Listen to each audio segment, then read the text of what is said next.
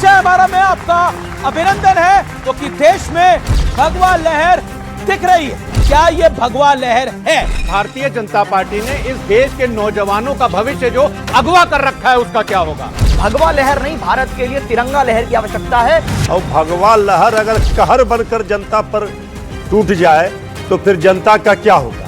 कांग्रेस जिसका साथ देती है उसके पीठ में छुरा घोंपती है। देखो देखो चश्मा लगा के देखो देखो। अरे नहीं ये सब फेक एआई वीडियो है, फेक एआई वीडियो है, चेक करा लो। बंगाल में वोट की डकैती हुई है, ये आरोप गलत है। जनता का अपमान है, जनमत का अपमान करने देंगे, हम बोलने देंगे?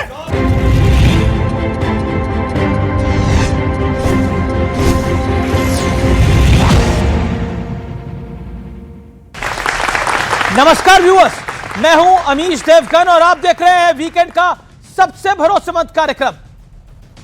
बंगाल में नए मुख्यमंत्री का शपथ ग्रहण हो गया है और सीएम के तौर पर वहां जो चेहरा चुना गया है वो बंगाल में हिंदुत्व के पोस्टर बॉय बन चुके हैं। लेकिन सवाल है कि आखिर बंगाल विजय में सबसे बड़ा यानी एक्स फैक्टर क्या रहा? पॉलिटिकल पंडित कह रहे हैं कि बीजेपी के पक्ष में भगवा की प्रचंड लहर ने, जिसके आगे ममता बनर्जी की सरकार टिक नहीं पाई, और तो और असम में भी हिमंता बिस्वा शर्मा की सरकार वापस आई, यानी भारतीय जनता पार्टी ने वहां तीसरी बार सरकार बनाई। तो अब बड़ा सवाल यही है कि हरियाणा, महाराष्ट्र, बिहार, दिल्ली और बंगाल का नतीजा देखकर भगवा के प्रति विपक्ष का हृदय परिवर्तन यानी दिल में परिवर्तन होगा। आज इसी सवाल पर मेरे युवा मित्रों के बीच, जनता जनार्दन के बीच वीकेंड की सबसे धारदार बड़ी चर्चा। स्वागत है आपका आज के इस जोरदार, शानदार और जबरदस्त वीकेंड एडिशन में। ईश्वरेर नामे शपथ करितेछि जे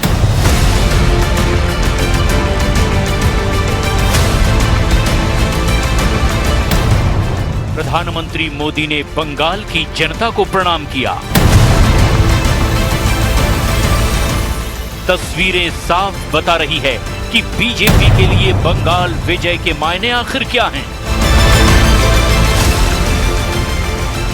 का दिन बहुत महत्वपूर्ण है देश के लिए, बंगाल के लिए। इसलिए प्रधानमंत्री का इच्छा था नया सरकार रविंद्र जयंती का दिन अपना कार्यकाल शुरू करे। इसलिए हम लोग प्रधानमंत्री जी का नेतृत्व में कवि गुरु को प्रणाम करते हुए आज संविधान को मानते हुए ओथ टेकिंग किया। बंगाल की सभी जनता को बहुत बहुत शुभकामनाएं देता हूं कि एक अच्छी सरकार उन्होंने चुनी है, एक डबल इंजन की सरकार उन्होंने चुनी है। निश्चित रूप से बंगाल का विकास बहुत तेजी से होगा, ये मैं आपको विश्वास दिलाता हूँ। अधिकारी जी की अगुवाई में माननीय प्रधानमंत्री मोदी जी के मार्गदर्शन में निश्चित तौर से पूरा होगा। लंबे अंतराल के बाद यहाँ की जनता को हम समझते हैं कि एक नई आज़ादी मिली है और अब हमारे देश के यशस्वी प्रधानमंत्री आदरणीय श्री नरेंद्र मोदी जी के आशीर्वाद से यहाँ की सरकार बंगाल के लिए बहुत अच्छा काम करेगी, बहुत विकास करेगी। लेकिन एक सियासी नैरेटिव और बन गया है। कहा जा रहा है कि बीजेपी की प्रचंड जीत बंगाल के लिए दूसरी आजादी जैसी है। ऐसा क्यों कहा जा रहा है? इसे जनता के सेंटिमेंट से समझ लीजिए। शादियों में, सड़कों पर जय श्री राम का उद्घोष हो रहा है। आसनसोल में सालों से बंद माता दुर्गा का मंदिर खुल चुका है। ये सरकार पूरी हिंदू विरोधी सरकार था, लेकिन आज जब हिंदू जाग गया है बंगाल में। लेकिन आजादी सिर्फ बीजेपी और बीजेपी का समर्थन करने वालों को ही महसूस नहीं हो रही, बल्कि कांग्रेस का दफ्तर भी आजाद हो चुका है, जिस पर सालों से टीएमसी ने कब्जा कर लिया था। आजाद बंगाल में आप सबका स्वागत है। हमने पश्चिम बंगाल को बांग्लादेश बनने से पहले ही बचा लिया है। यहाँ के बंगाली हिंदू जाग गए। ऐसे बहुत सारे साथी हमारे थे पुराने जो आज हमारे बीच में नहीं है।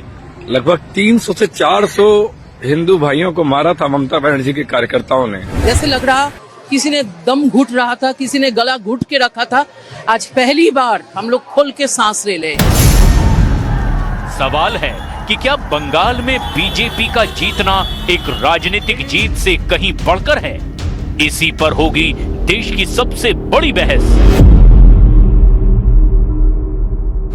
जोरदार तालियों के साथ अभिनंदन करिए हमारे मेहमानों का। प्रदीप भंडारी, भारतीय जनता पार्टी के प्रवक्ता नेता, मेरे साथ है दीपक झा, प्रवक्ता कांग्रेस पार्टी के नेता, अभिनंदन है। योगा टीचर भी है ये, आज इनको बड़ी शांति की जरूरत पड़ेगी। फराज किदवाई साहब, समाजवादी पार्टी के कद्दावर प्रवक्ता, जोरदार तालियों के साथ अभिनंदन है। मेरे साथ इस चर्चा के अंदर है शादाब चौहान, प्रवक्ता AIMIM के, मृत्युंजय तिवारी, प्रवक्ता राजद के। इन्होंने लगातार हारें देखी हैं तो ये निश्चित तौर पर ममता बनर्जी की ज्यादा मदद कर सकते हैं। सत्यप्रकाश मिश्रा, नेता, political commentator Satyaprakash Mishra, Janata Dal United के, जोरदार तालियों के साथ अभिनंदन करिए। कुछ पढ़े लिखे प्रवक्ताओं में से एक है। आज की बहस बहुत महत्वपूर्ण है। बंगाल में भारतीय जनता पार्टी की जीत कोई सामान्य जीत नहीं है।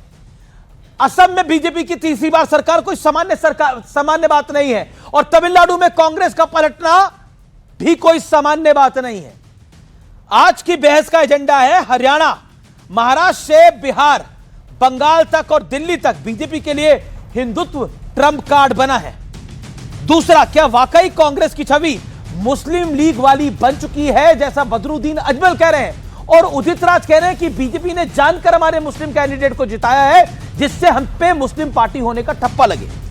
हार पर हार के बाद भगवा को लेकर विपक्ष का क्या हृदय परिवर्तन होगा, तीसरा बड़ा एजेंडा। और चौथा बड़ा एजेंडा, अगले साल उत्तर प्रदेश चुनाव में हिंदुत्व अखिलेश यादव जी और समाजवादी पार्टी के लिए सबसे बड़ी चुनौती होगा, क्योंकि बीजेपी कह रही है अब बंगाल की लहर उत्तर प्रदेश में आएगी और महंत योगी आदित्यनाथ जीत जाएंगे। लेकिन सपा कह रही है कि इस बार किसी हाल में योगी नहीं आएंगे, इस बार अखिलेश का राज आएगा, अखिलेश यादव का राज आएगा। यह उनका डंका है। और अब वक्त है रैपिड फायर राउंड का।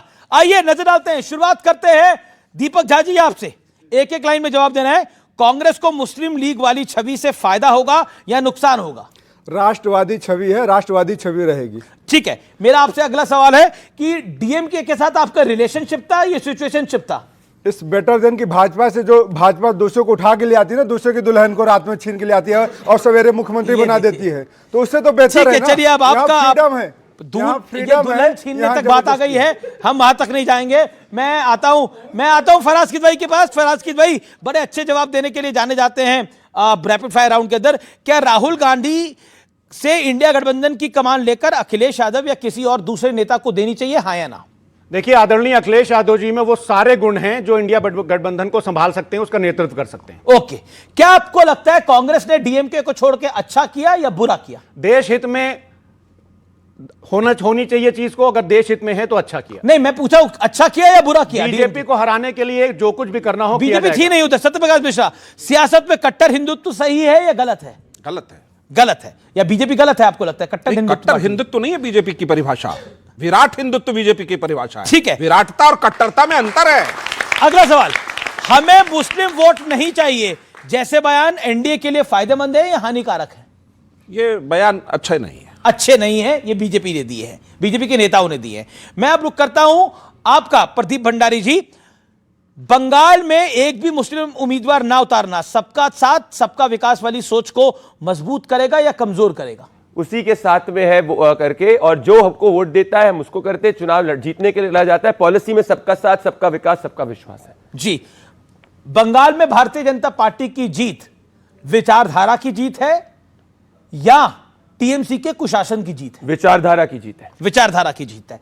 चलिए, शादाब चौहान आपका रुख करता हूं। क्या कांग्रेस पार्टी नई मुस्लिम लीग बन गई है जैसा बदरुद्दीन अजमल ने बोला, हाँ या ना? नहीं, वो विचारधारा से पलट गई है और वो सिर्फ हमारे वोट पर जिंदा रहना चाहती है, जो असंभव है। राहुल गांधी को क्या इंडिया गठबंधन का नेतृत्व करना चाहिए, हाँ या ना? नहीं, जिस गठबंधन में बैरिस्टर ओवैसी साहब नहीं है वो गठबंधन भाजपा को नहीं हरा सकता हमारा। राहुल गांधी को नेतृत्व करना चाहिए। राहुल गांधी की पॉलिटिकल लीडरशिप पे आपको भरोसा है या नहीं है? नहीं, इसी अगर वो कर पाते तो शायद बिहार, बंगाल और ये सब जगह ये उत्पन्न ना होती, और वो सब चीजें अगर नहीं कर पाए। अगला सवाल, आप हर जगह कांग्रेस को हरा देते हैं, हर जगह। किसी ने हमारे वोट बैंक का बेनामा या म्यूटेशन किया हुआ है कि हम उनके गुलाम या चपरासी तो नहीं है। हम तो अब तो चुनाव लड़ेंगे, लोकतंत्र है, और लोकतंत्र में अगर मैं उनसे सवाल करूंगा तो मैं क्रिमिनल नहीं हो जाऊंगा ना सेकुलर। मृत्युंजय तिवारी, आपसे सवाल है, ममता की हार में एसआईआर बड़ा कारण है या भारतीय जनता पार्टी का हिंदुत्व का एजेंडा या भगवा लहर? देखिए, ममता दीदी हारी नहीं है, हराई गई है।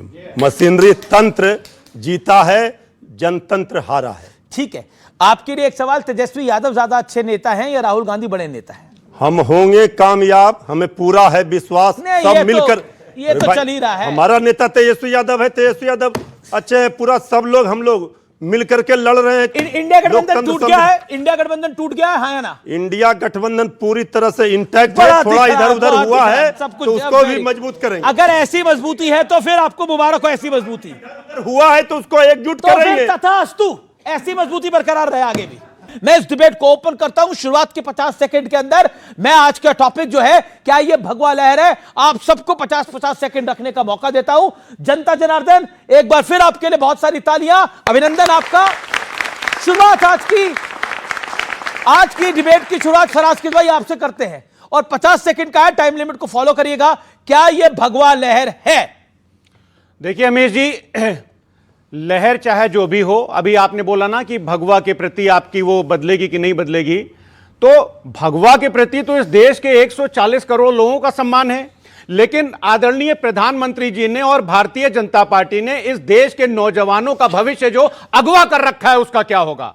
मैं बोल रहा हूं, यहां पर इतने सारे नौजवान बैठे हुए हैं, इन नौजवानों को आदरणीय प्रधानमंत्री जी ने वादा किया था कि वो 1 करोड़ इंटर्नशिप स्कीम देंगे। अगले 5 सालों में कितनी दी गई? इन्होंने इंटर्नशिप स्कीम प्रधानमंत्री जी ने और भारतीय जनता पार्टी ने अगवा की कि नहीं की? मैं ये पूछना चाहता हूं कि आज इस देश के में जो बेरोजगार हैं उसमें 65% ग्रेजुएट्स हैं। इन बच्चों के भविष्य को अगवा कर रहे हैं प्रधानमंत्री जी ने कि नहीं कर रहे हैं? आज इस देश के आईआईटीज में 5 आईआईटी में 5 जो बच्चे निकलते हैं उनमें 2 को नौकरी नहीं मिलती है। इस देश के बच्चे के भविष्य को अगवा कर रही है भारतीय जनता पार्टी की नहीं कर रही है। मैं पूछना चाहता हूं, पिछले 7 सालों में 70 बार पेपर लीक हुए, 70 बार पेपर लीक हुए। अमीर जी बताइए, आदरणीय प्रधानमंत्री जी, पेपर लीक करके आप छात्रों के भविष्य को अगवा कर रहे हैं कि नहीं कर रहे हैं? एक 2 पंक्ति सुनाऊंगा बस। एक राष्ट्रवादी कवि हैं, उनका नाम है गौरव चौहान, जो कि माने जाते हैं कि वो राष्ट्रवादी हैं। वो लिखते हैं, अपने शासन के ढंग के कुछ काम गिना दो, बिना लीक हुए ठीक से एग्जाम करा दो, अब तो काले धन वालों के नाम भी गिना दो। तो ना आप तो पेपर लीक को रोक पाए, ना बेरोजगारी को रोक पाए, और इस देश के छात्रों और नौजवानों के भविष्य को भारतीय जनता पार्टी ने आपने लगभग 1.5 मिनट बोला, 50 सेकंड को क्रॉस करा। चलिए, पेपर लीक की आप कह रहे हैं, आप पेपर लीक ना हो, ये सब कुछ लीक ना हो, लेकिन आपके हाथ से जो चुनाव बार बार आप हार रहे हैं उस पर आप कुछ नहीं बोला। टॉपिक पर आपने अपने 1.5 मिनट में कुछ नहीं बोला। मैं फिर आता हूं इसी विषय पर, क्या यह भगवा लहर है? शादाब चौहान, अब आपकी बारी है। नहीं, निश्चित अगर भारतीय जनता पार्टी जीत रही है तो कहीं ना कहीं उनका लाभ है, और उसमें नाकामी है विपक्ष की।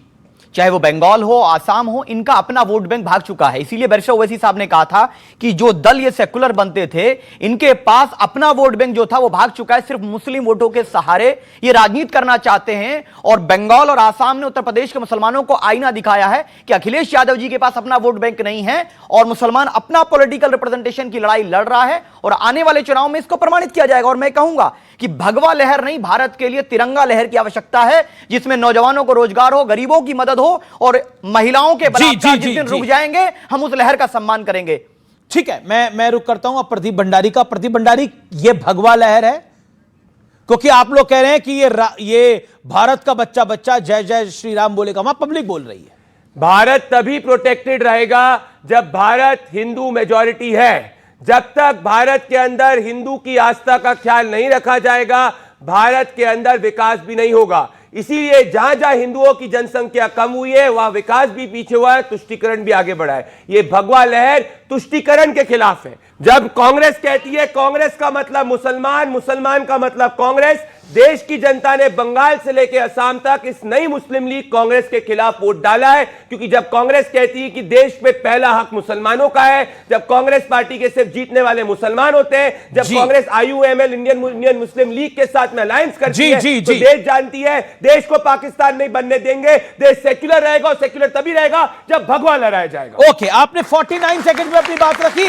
दीपक झा, आपकी बारी है, योर टाइम स्टार्ट्स नाउ। क्या ये भगवा लहर है और कांग्रेस नई मुस्लिम लीग है, जैसा बदरुद्दीन अजमल से लेकर कई नेता कह रहे हैं, प्रधानमंत्री मोदी भी कह चुके हैं? 50 सेकंड आपके। देखिए, जैसा भाजपा का चरित्र है झूठ बोलना, यहाँ पे इन्होंने झूठ से शुरुआत किया। इन्होंने कहा कि देश पे पहला अधिकार मुस्लिमों का है। ऐसा कोई बात नहीं कहा गया था। जो पिछड़े हैं उनका अधिकार की बात कही गई थी। वसुदेव सुतम देवम कंस चारूढ़ मर्दनम देवकी परमानंदम कृष्णम वंदे जगत गुरुम। राम के अलावा यहाँ कृष्ण भी हैं, दुर्गा भी हैं, काली भी हैं, सीता भी हैं। सब हमारे संस्कृति के, सनातन के प्रतीक हैं और हमें सब पे गौरवान्वित होते हैं। अगर भाजपा प्रवक्ता से यहाँ पे हिंदी में 12 महीनों के नाम पूछ दोगे आप, इनको नहीं आएंगे। इनको 12 ज्योतिर्लिंगों के नाम पूछ दोगे, इनको नहीं पता होते भाजपाइयों को। तो ये इनका जैसे बगुला होता है ना, हंस मध्यो बको यदा, हंस के बीच में अगर बगुला बैठा हुआ है शांति से, तब तक तो इनको ठीक है, ये गूगल करके नहीं बताएंगे। संपूर्ण हिंदुत्व का प्रतीक ये होगा जो यहाँ पे बैठे इनको रोजगार भी मिले, इनको शिक्षा भी मिले, ना कि गौमूत्र के नाम पे इनका इलाज करो और कैंसर का अस्पताल खोलने के लिए 250 करोड़ रुपए चंदा दें। तो नरेंद्र मोदी जी देश में व्यभिचार, अभिचार और भ्रष्टाचार फैला रहे हैं। आपने गौमूत्र की बात करी, गौमूत्र से इलाज कर रहे हैं, कभी वो भी बात करिएगा जो वो बाबा करंट लगाते हैं और ऐसे ऐसे लोगों के कर जाते हैं, वो आप भूल गए। वो चंगेजी सभा की बात नहीं करते। हाँ, वोट बैंक है तो इसलिए उसके बारे में नहीं कुछ बोलना। अब देखिए बीच में नहीं। अब मैं सत्यप्रकाश मिश्रा के पास आता हूं। सत्यप्रकाश मिश्रा, क्या ये भगवा लहर है? क्या ये एनडीए का एक वेव है? क्या एनडीए लगातार अपना कुनबा बढ़ाने का प्रयास कर रहा है? और ये सब कहते हैं ये सब कुछ आप लोग कर रहे हैं इसी की मदद से, ये खेल हो रहा है बिहार से लेकर बंगाल तक। देखिए, भगवा बलिदानी का जरूर प्रतीक है भारतीय सभ्यता में, और जिन्होंने इसको बांधा है वो कुछ कुर्बानी देना चाहते हैं, वो कहीं बदलना चाहते हैं। जो बंगाल की हालात थी पिछले 15 सालों से, वो किसी से छिपा नहीं है। हिंसा का बंगाल बन गया था। कम्युनिस्ट का काल 30 साल का रहा, वो भी हिंसा का बंगाल था। तो अगर उस बंगाल को बदलने के लिए कुछ लोगों ने भगवा पहना और कुछ नारे लगाए, जी, और उन नारों में छिपे वो 7 योजनाएं थी जो प्रधानमंत्री की योजनाएं हैं, क्या उस गरीबों के चिकित्सा के लिए आयुष्मान भारत योजना बंगाल में नहीं लागू होना चाहिए था? अगर भगवा कश्मीर में लहराया तो क्या दलितों और ओबीसी का आरक्षण वहां नहीं मिला? जब धारा 370 खत्म हुआ, जब वो भगवा पहनकर निकले थे कि मेरा रंग दे बसंती चोला, अगर कांग्रेस को इससे दिक्कत है वो हरा पहनने हम स्वागत कर लेंगे, मुझे कोई तकलीफ नहीं इस बात से। लेकिन आज कांग्रेस का भी दफ्तर, 50 सेकेंड, आज कांग्रेस का भी दफ्तर पूरे पश्चिम बंगाल में उसी भगवा के आने के कारण, ये सही बात है, ये सही बात है। कांग्रेस का दफ्तर भी 19 साल बाद खुला, एक सवाल में दिनकर की खुला, और बीजेपी की सरकार आने के बाद भी खुला। तो आप सोच सकते हैं कि लोकतंत्र किसके कालखंड में जिंदा रह रहा है और किसके कालखंड में मौन हो जाता है। मृत्युंजय तिवारी राजद के प्रवक्ता है अब, और बहुत अच्छे क्रिकेटर हैं भाई, बहुत अच्छे क्रिकेटर रहे हैं। क्रिकेट की भाषा में बात कर लेते हैं मृत्युंजय भाई, ये कैसे हो गया, क्यों हो गया? आप लोग हिट विकेट हो रहे हैं या टीम में ही दम नहीं है क्या? भगवा लहर की बात आप कर रहे हैं। भगवा लहर का मतलब है सभी दुखी लोगों को सुखी देखना, पूरे देश के गरीबों को, मजदूरों को, किसानों को, नौजवानों को राहत देना। और भगवा लहर अगर कहर बनकर जनता पर टूट जाए तो फिर जनता का क्या होगा? विपक्ष आज भी अगर सब एकजुट होकर कमर कस ले तो एकजुट तो थे हम तो सब। देखिए, हमारे बिहार में एकजुट हो गए तो क्या हो गया? देखिए, आज भी हमारे पास 1,90,00,000 वोट है। अगर हिम्मत है तो सब अलग अलग पार्टी चुनाव लड़कर देख ले, बिहार में पता चल जाएगा किनकी क्या हैसियत है। देखिए, हमको तो चुनाव हुआ 6 महीने पहले और आपकी लुटिया डूबी है। सर, लुटिया कहां डूबी हमारी? हमारा वोट जो है आज भी 1,90,00,000 सबसे ज्यादा है। अच्छा, एक बात बताओ, आप अच्छा, इंडिया गठबंधन, एक सेकंड प्रदीप भाई, इंडिया गठबंधन एक साथ है पूरी तरह से? इंडिया गठबंधन अगर पूरी मजबूती के साथ, हम नहीं कह सकते एक साथ है, क्योंकि आप देख रहे हैं बंगाल में क्या हुआ। यह अच्छा, बिहार बंगाल में अच्छा कांग्रेस साथ हो भी लेती तो क्या होता? देखिए मतलब जीरो को किसी चीज में प्लस करेंगे, जीरो ही निकल रहा है उसका। एक बात आप जान लीजिए, वोट का प्रतिशत कितना कम। आज आप मुस्लिम लीग कह रहे हैं कांग्रेस पार्टी को, मैं नहीं कह रहा, बिल्कुल मैं नहीं कह रहा, गलत बोल रहे हैं आप। जो भी कह रहे हैं, कांग्रेस पार्टी हो चाहे इंडिया गठबंधन ब्लॉक के कोई भी पार्टियां हो, अगर सब इंडिया ब्लॉक की डीएमके इंडिया ब्लॉक की पार्टी है कि नहीं? हाँ या ना? देखिए हम हाँ या ना बोलिए। सुनिए ना, एक बात कल तक हम साथ थे। आप यही कहना चाहते हैं ना कि चुनाव परिणाम के बाद वो छोड़कर समर्थन दे रहे हैं? वो क्या समर्थन दे रहे हैं? ये समर्थन दे रहे हैं। एक रात के लिए नहीं टिके ये लोग भाई, नॉट इवन वन नाइट। एक रात में डीएमके के साथ कांग्रेस चुनाव लड़ी और छोड़ के चले गए। और यहाँ तो बीजेपी वाले चुनी हुई सरकार को गिराकर सरकार बना रहे हैं। ये आपको नहीं दिख रहा है? कहां पे? महाराष्ट्र में, गोवा में क्या किया था? चुनाव हो गए भाई। अभी नीतीश जी को क्या किया बिहार में? क्या हो गया सर? बिहार में 6 महीने में 2 बार याददाश्त को क्या हो गया? महाराष्ट्र में चुनाव हो चुके हैं। अरे महाराष्ट्र का पहले क्या किया था?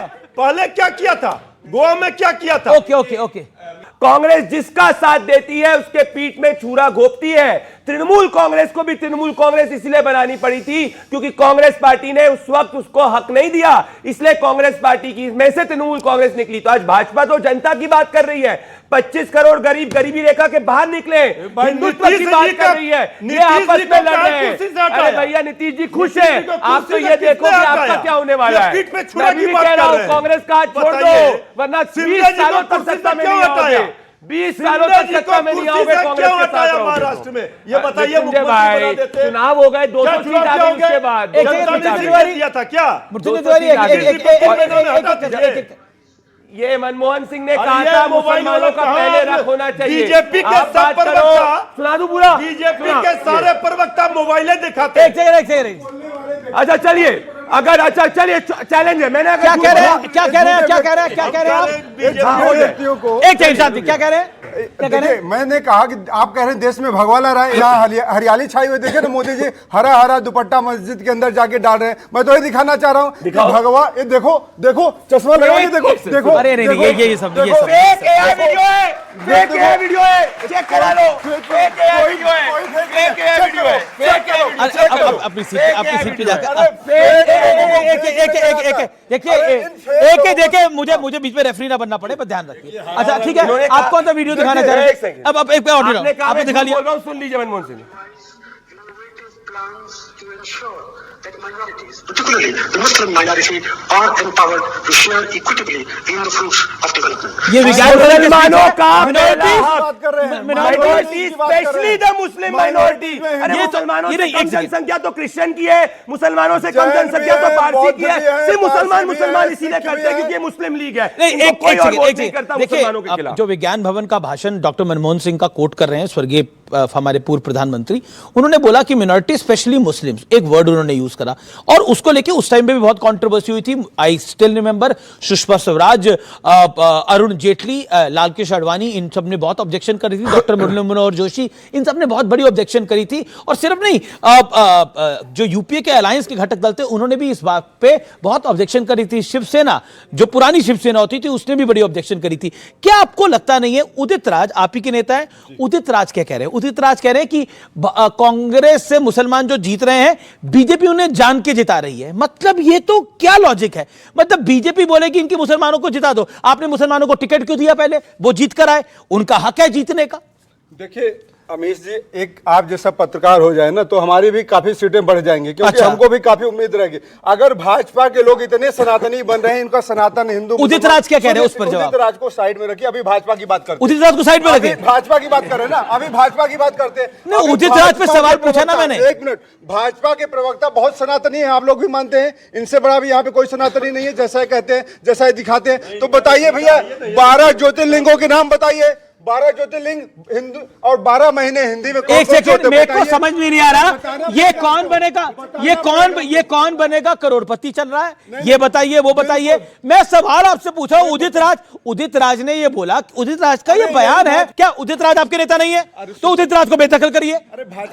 तो कमाल की बात है, भाजपा को तो बेदखल करिए, उन्हें साइड पे रखिए। इतना भाजपा को बचाने की, मैं भाजपा को नहीं बता रहा, मैं आपके नेता का आपसे सवाल पूछ रहा हूं। आप बोलिए, आपके पास जवाब नहीं है ना उदित राज का। अच्छा चलिए, एक सेकंड, मणिशंकर अय्यर कांग्रेस के नेता है, हाँ या ना? हाथ खड़ा करिए। मणिशंकर अय्यर कांग्रेस के नेता है, जो हाथ खड़ा करे आप लोग। मणिशंकर अय्यर कांग्रेस के नेता है कि नहीं है? हाथ खड़ा करें। है। मणिशंकर अय्यर कह रहे हैं कि इंडिया गठबंधन का चार्ज राहुल गांधी को छोड़ना चाहिए, राहुल गांधी से नहीं हो पाएगा। मणिशंकर अय्यर कह रहे हैं, बताइए। मणिशंकर जी ने मोदी जी के लिए क्या कहा था, तब मणिशंकर जी आपको गलत लग रहे थे, आज मणिशंकर जी सही लग रहे हैं। कांग्रेस के नेता हैं गलत है? बहुत बढ़िया लग रहा है ना मणिशंकर जी। मैं पूछ रहा हूं आपसे, मोदी जी मुझे बुरा और बढ़िया नहीं लग रहा। तो फिर बात खत्म हो जाइए ना। आज जो आपको सर्टिफिकेट दे रहे हैं, मणिशंकर अय्यर पे भी नहीं बोल पा रहे आप। ओके, शादाब चौहान। अरे मैं कहा भाग के जाऊंगा, मेरा तो स्टूडियो है, हम यही खड़े हैं, यही खड़े रहेंगे। ये अंगद का पैर है, हिलने वाला नहीं है। 26 साल से खड़े हैं, ये अंगद का पैर है, हिलेगा नहीं चाहे कोई कुछ कर ले।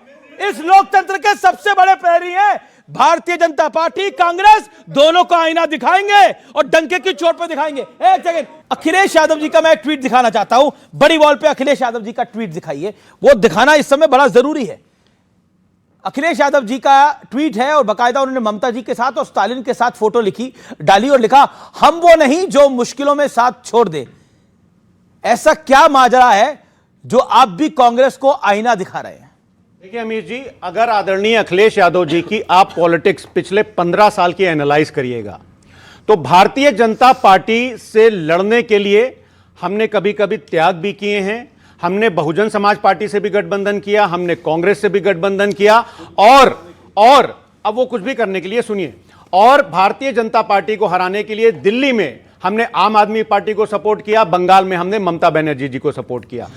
आम आदमी पार्टी को सपोर्ट करने का मतलब था कि हम कांग्रेस के खिलाफ थे। हमारा बिल्कुल हमारी आइडियोलॉजी क्लियर है, हमारे राष्ट्रीय अध्यक्ष जी की आइडियोलॉजी क्लियर है कि जो भारतीय जनता पार्टी को हराएगा हम उसके साथ में जाएंगे। यही मैसेज वो दे रहे हैं। डीएमके का साथ कांग्रेस ने छोड़ दिया, डू यू लाइक इट और डू यू डिसलाइक इट? नहीं, देखिए बिल्कुल भी मैं ये बोल रहा हूं कि आपका जो, मैं आपके चैनल पे पहली बार भी बोल चुका हूं कि आइडियोलॉजिकली हम अगर किसी के साथ खड़े हैं तो हमको खड़े रहना पड़ेगा। ये नहीं है पर एक रात में जो कांग्रेस ने करा डीएमके के साथ, वो सही था या गलत? देखिए वो तो ये बताएंगे। नहीं, आपकी राय क्या है? लेकिन भारतीय जनता पार्टी, आपकी राय क्या है? मैं बता रहा हूं सर, भारतीय जनता पार्टी को रोकने के लिए, उनके गठबंधन को रोकने के लिए जो भी किया जाए वो सही है। तो बीजेपी तो है ही नहीं तमिलनाडु में ना, बीजेपी की तो 2 सीटें हैं सिर्फ। आप नहीं, आप रोक किसको रहे हो उधर? ये तोड़ देंगे, ये पार्टियां तोड़ देंगे, ये पार्टियां तोड़ देंगे। अमीर जी, मतलब 20 साल पुराने सहयोगी को एक रात पहले वो चुनाव आ रहे, अगली रात छोड़ के आ गए। मतलब कमाल की बात करते हैं। मतलब इतना तो कोई फिल्म देख के आता है तो रात को उसका भी खुमार नहीं उतरता जितनी देर आपने चुनाव का खुमार उतार दिया। दूसरी बात पे बोलना नहीं था। 10 सेकंड दीजिएगा। गलत बोल रहे हैं। छोटा सा इंटरवेंशन। 20 साल पुराने सहयोगी नहीं थे वो। केंद्र में अटल जी के साथ भी सरकार बनाई थी। अटल जी के साथ भी सरकार बनाई। उस बात को 26 साल निकल चुके हैं, 28 साल निकल चुके हैं, चले गए थे। सर मैं पत्रकारिता 26 साल से कर रहा हूं। अटल जी के सहयोगी थे 1998 में। 1998 में 2004 में आपकी सरकार आ गई, उसके बाद से आपके साथ है। वो 22 साल से आपके साथ है, 23 साल से आपके साथ है। 23 साल बाद आपने उनको लात मार दी। Okay, Pradeep Bhandari, okay. फराज किधर, आप डीएमके में कुछ नहीं बोले, अफसोस रहेगा इस बात का। एक पॉइंट, इन्होंने कहा कि भारतीय जनता पार्टी मुसलमानों को जितवा रही है कांग्रेस से। तो क्या ये कह रहे सार्वजनिक रूप से कि जब राहुल ने कहा कि कांग्रेस मुस्लिम पार्टी है तो राहुल गांधी भारतीय जनता पार्टी के एजेंट है? क्या इनका आधिकारिक स्टैंड है? तो हम मान लें इस बात को, भाई हमें कोई दिक्कत नहीं है। केजरीवाल तो कहते हैं क्या है, ओवैसी कहते हैं ये हर चीज को छोड़ते हैं, जिसको करते हैं उसके पीठ में छुरा घोंपते। समाजवादी पार्टी के अखिलेश यादव, जिनका हम सम्मान करते हैं नेता, उनको कमलनाथ ने क्या बोला था मध्य प्रदेश में, ये अखिलेश कौन है? इतनी बेइज्जती इनकी करी, उसके बावजूद भी ये नहीं सीखे। फिर जाके आरजेडी की कितनी बड़ी बेइज्जती करी, इनको सीटों के लिए गड़गड़ाना पड़ा, उसके बावजूद ये हार गए, फिर नहीं सीखे। डीएमके, जिसको राहुल गांधी ने बोला मेरा भाई है, इनके लिए पूरा करूंगा, आज उनकी पीठ में छुरा घोंप दिया। हर पार्टी की पीठ में छुरा घोंपते हैं क्योंकि इनकी कोई विचारधारा नहीं है, सिर्फ मुस्लिम तुष्टीकरण करते हैं, प्रभु श्री राम को घोपा। ये बोल रहे हैं ना, अपनों के पीठ में छुरा कैसे घोपा जाता है। इन्होंने रामविलास पासवान जी की सिर्फ पार्टी नहीं तोड़ी, उनके परिवार को तोड़ा, इन्होंने शिवसेना को तोड़ा, इन्होंने अकाली दल को तोड़ा। ये जिनके साथ रहते हैं उनको तोड़ते हैं, धोखा देते हैं। इन्होंने देश के नौजवानों को भी धोखा दिया है। लास्ट 20 सेकंड अमीर जी, अभी इन्होंने आदरणीय मोदी जी की एक फोटो दिखाई, उसमें वो कुछ टोपी लगाए हुए थे, तो ये बोल रहे हैं कि वो एआई से जनरेटेड है। आज टोपी नहीं लगाई हुई, नरेंद्र मोदी ने कभी टोपी नहीं लगाई अपने पॉलिटिकल इतिहास में, अपनी पर्सनल लाइफ में। He has never done it. वो मुसलमान नहीं है, वो टोपी नहीं लगाए। जरूरी नहीं है, वो टोपी नहीं लगाई है नरेंद्र मोदी ने। हाँ, यहां पे अभी वो, अब मैं ये बोलना चाहता हूं, एक सेकंड, मैं ये बोलना चाहता हूं कि अब तो आपको भी एक सेकंड मेरा सवाल है, अब तो आपको भी हनुमान चालीसा की चौपाइयां याद आने लग गई नहीं, मुझे अब नहीं याद आने लग गई है। अच्छा एक सेकंड, भगवा लहर का एक सेकंड मेरे कार्यक्रम चलिए, देखिए बड़ा मंगलवार कई बार आता है, लेकिन अखिलेश जी ने बड़ा मंगलवार 20 साल में पहली बार ट्वीट करा। आपने फराज किदवाई साहब, आपने मेरे कार्यक्रम में हनुमान जी की हनुमान चालीसा की चौपाइयां पढ़ी, दोबारा पढ़ दीजिए एक बारी। हाँ, सुनिए, मैं पढ़ दूंगा, बिल्कुल हो जाए। एक बात पूछना चाहता हूं, मैं चौपाई पढ़ दूंगा, मैं चौपाई पढ़े दे रहा हूं। मैं जो गोस्वामी तुलसीदास जी ने जो रामराज की परिकल्पना की है, वो किस कांड में की है, इनसे पूछिए और वो कौन सी चौपाई है, बताइए। हाँ बताइए। मैं कहना चाह रहा हूँ, सुनिए तो सुनिए, इनको लग रहा है कि प्रभु श्री राम के साथ थे। अरे बताइए, दर्शन करने कब जाओगे राम मंदिर के? भगवान लहर है यही, दर्शन करने कब जाओगे? ये हनुमान चालीसा पढ़ने तो याद नहीं, लोग श्री गुरु चरण पूरी पढ़नी है, पूरी पढ़ूंगा मैं, एक पूरी पढ़ूंगा मैं। आप अपनी जो लेकिन निकाल ली, मत पूछिए, आप मुझे बोल रहे थे ना, ये दीपक कह रहे थे, ये टॉपिक क्या है? यही है भगवान लहर। जब फराज किदवाई में हनुमान चालीसा की चौपाइयां पढ़ रहे हैं, ये है भगवान लहर। अब सुनिए, हाँ, गोस्वामी तुलसीदास जी रामराज के बारे में लिखते हैं कि रामराज बैठे त्रिलोका, हर्षित भय गए सब शोका, बैरू न कर काहू संग कोई, राम प्रताप विषमता खोई। इसका मतलब क्या हुआ अमीश जी? इसका मतलब तो यह हुआ ना कि जब भगवान रामचंद्र गद्दी पर बैठे तो उनके प्रताप से सारे लोग की जितनी बुराइयां थी सब खत्म हो गई, लोगों के आपस के जो दिल में मैल था वो सब खत्म हो गया। यही मतलब हुआ ना। जो लोग कहते हैं कि मोदी जी ने क्या किया, अरे मुसलमान करने वाली सपा प्रभु श्री राम की बात करना शुरू हो गई है 2014 के बाद का परिवर्तन। ये स्पष्ट रूप से हर व्यक्ति जान चुका है कि अगर इस देश के अंदर सत्ता में राज करना है तो हिंदू हित का ख्याल रखना आपके स्टूडियो में ही परिवर्तित हो गया। आप बार बार एक नैरेटिव लेकर आते हैं कि देखिए ये कोई भगवा लहर नहीं है, कोई हिंदुत्व की लहर नहीं है, ये सब कुछ जो है ये बीजेपी मैनेज करती है। राहुल गांधी जी को भी बीजेपी मैनेज कर रही है। राहुल गांधी सेड, राहुल गांधी को मैं कोट कर रहा हूं, राहुल गांधी ने बोला ममता बनर्जी एक भ्रष्ट सरकार चला रही है, एक कॉम्युनल सरकार चला रही है, इसलिए बीजेपी को वहां रास्ता दिख रहा है। राहुल गांधी जी को बहुत दूर से दिख गया था कि बीजेपी आने वाली है, लेकिन फिर भी आपको लगता है कि सब गड़बड़ हो रहा है। जब राहुल गांधी ये बात बोल रहे थे तो राहुल गांधी क्या बीजेपी के प्रभाव में थे, क्या नरेंद्र मोदी के दबाव में थे? अरविंद केजरीवाल ओवैसी कहते हैं कि राहुल गांधी वही कहते हैं, वही करते हैं जो नरेंद्र मोदी कहते हैं। क्या राहुल गांधी मोदी जी से मिले हुए हैं? देखिए, राहुल गांधी जी ने तो यह भी कहा था कोविड महामारी आने वाली है, मोदी जी जरा संभल जाइए। राहुल गांधी जी ने यह भी कहा था कि जीएसटी लगाने के क्या क्या नुकसान होंगे। तो राहुल गांधी जी ने कई बार सरकार को आईना दिखाया। राहुल गांधी जी जनता के साथ खड़े। पार्टी में नहीं कुछ हो पा रहा। सुनिए, अब बात बस पार्टी में नहीं कुछ हो पा रहा। सुनिए, अब सुन लीजिए आप, सुनिए।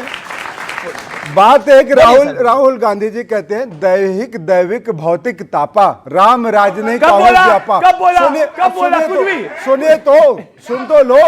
सुनो तो इतना क्यों उछलने लगे? अरे क्यों उछलने लगे भाई? क्यों उछलने लगे? क्यों उछल रहे हो?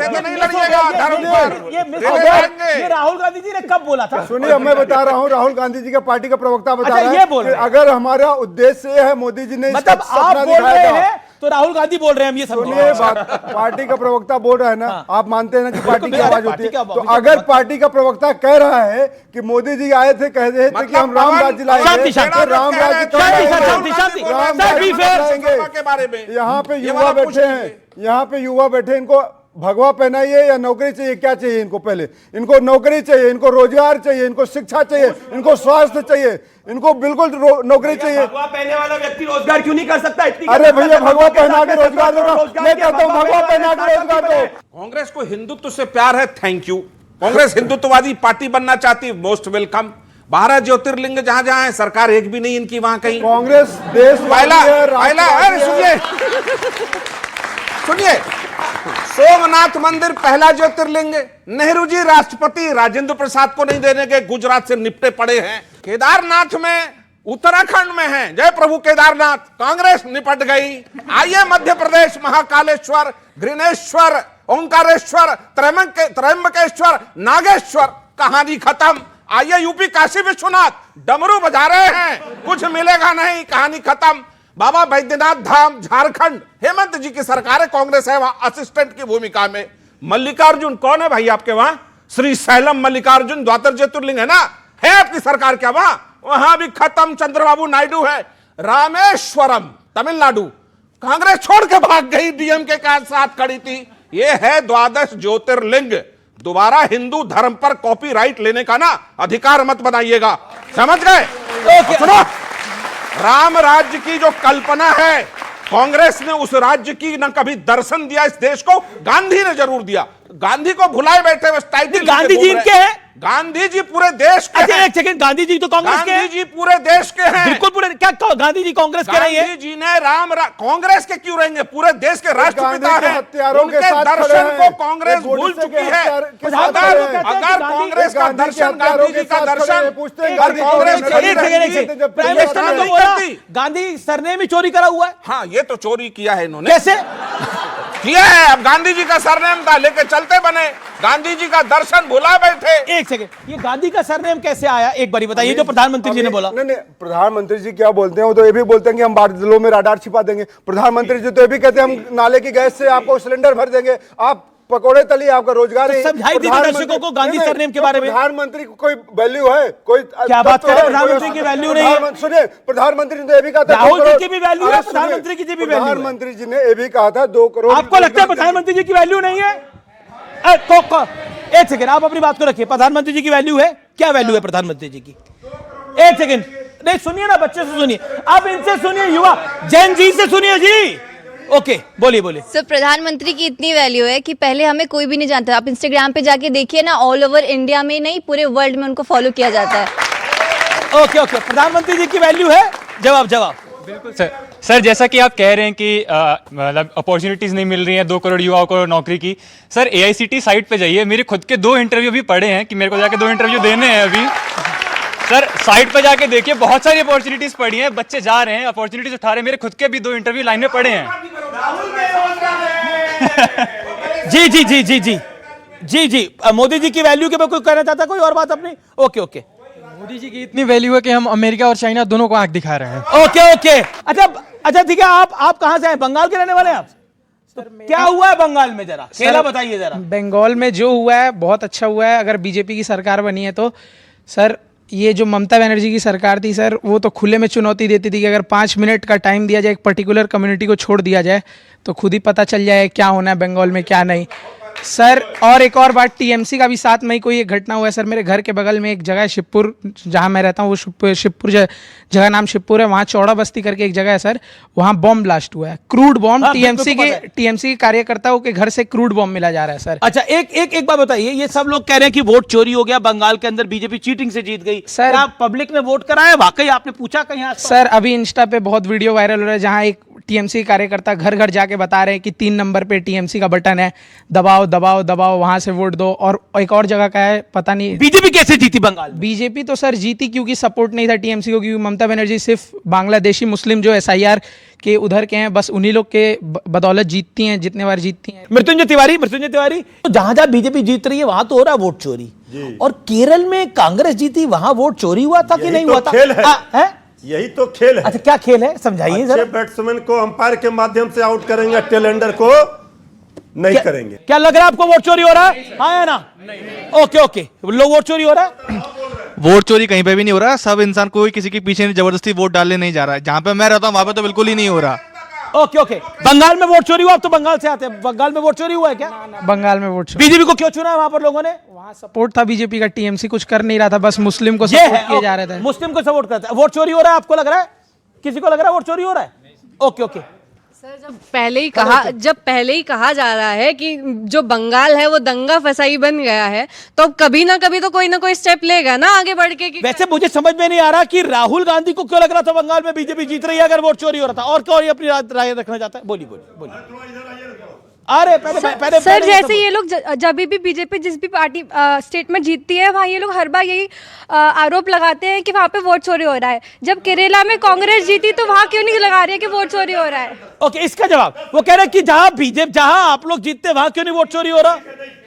10 सेकंड। पूरे छात्र जितने लोग बैठे, हम लोग सब लोग आदरणीय प्रधानमंत्री जी, आदरणीय मुख्यमंत्री, पूर्व मुख्यमंत्री नीतीश कुमार जी परिवारवाद पर चीख चीख कर गला फाड़कर बोल रहे थे। कितने दिनों तो निशांत जी ने कार्यकर्ता के रूप में काम किया। कौन कौन बने मंत्री, A to Z तक क्या है, जैसा बोलिए तो ज्ञान देंगे। चुप है, ये दोहरा मापदंड नहीं चलेगा। परिवारवाद पर हमारा तेजस्वी यादव, आदरणीय लालू प्रसाद जी पर ज्ञान दीजिएगा, और आप अपना बैठ करके परिवारवाद को मंत्रिमंडल विस्तार कराइएगा और ज्ञान दीजिएगा आप हमारे ऊपर। देखिए, बताइए। हाँ, दे रहे। कर्पूरी ठाकुर के बेटे हैं रामनाथ ठाकुर, वो राजनीति में रहे, पार्टी ने मंत्री बनाया। अरे पार्टी ने कहां चले गए? पार्टी ने एक मांग रखी कि निशांत को पार्टी ज्वाइन कराया जाए, उन्होंने पार्टी ज्वाइन करी।